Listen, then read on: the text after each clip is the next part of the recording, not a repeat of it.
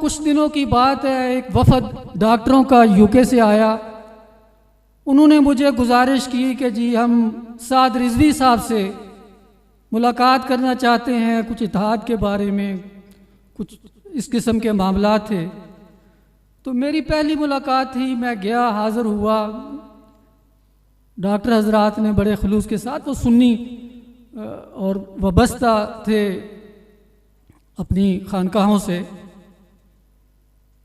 تو سعد رضوی صاحب نے ان کی بات کو تسلیم نہ کیا. اس کا جواب انہوں نے کچھ نہیں دیا، خاموش رہے، اور وہ ان کی خاموشی نفی کی طرف اشارہ کر رہی تھی.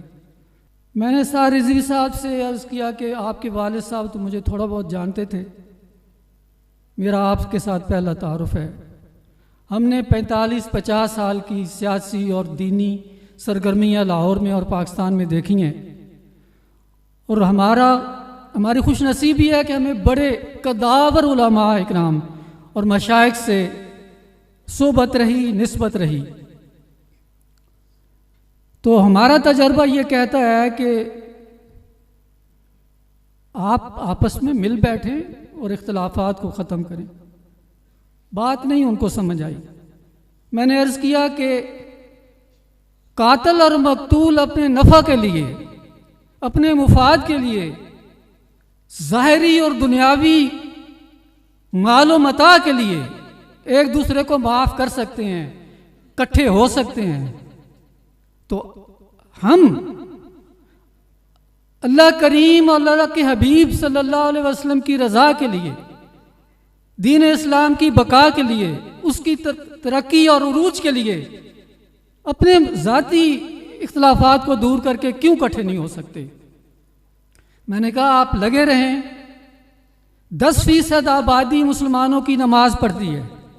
اس 10% آبادی میں سے وہ نمازی پھر مختلف گروہوں میں تقسیم ہوتے ہیں. آپ قیامت تک لگے رہیں، آپ اسمبلی میں نہیں پہنچ سکتے. اگر آپ غیروں سے اتحاد نہیں کر سکتے تو کم از کم اپنوں کو تو اکٹھا کر لیں.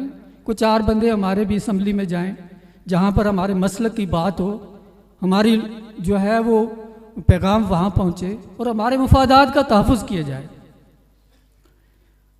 تو میں نے کہا جی 30 سال کے بعد جو آپ بات کو سمجھیں گے تو وقت گزر چکا ہوگا. میں تو یہی دعا کر سکتا ہوں کہ رب کریم آپ کو فراست سے سرفراز کر دے تاکہ 30 سال کا سفر کٹ جائے اور ابھی آپ کو یہ باتیں سمجھ آ جائیں. تو میری یہی گزارش آپ سب سے ہے اور قبلہ ڈاکٹر صاحب سے بھی کہ کوئی صورت بنائیں شاہ احمد نورانی رحمۃ اللہ تعالی علیہ کے مشن کو آگے چلانے کے لیے ہم دوبارہ سے متحد ہو جائیں. اب یہ ہے کہ اس وقت ہم گوناگو مسائل سے دوچار ہیں.